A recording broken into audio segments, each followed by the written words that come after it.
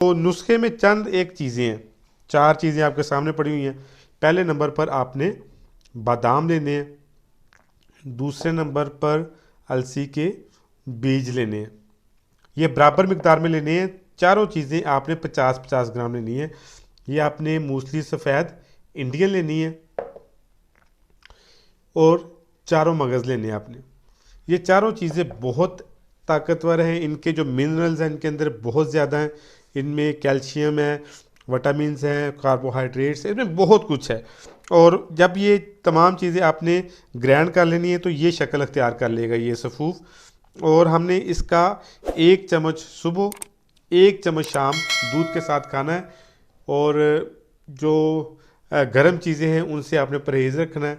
तो इंशाअल्लाह ताला 10-15 दिन मुसलसल इस्तेमाल से जो आपकी खोई हुई ताकत है वो बहाल हो जाएगी।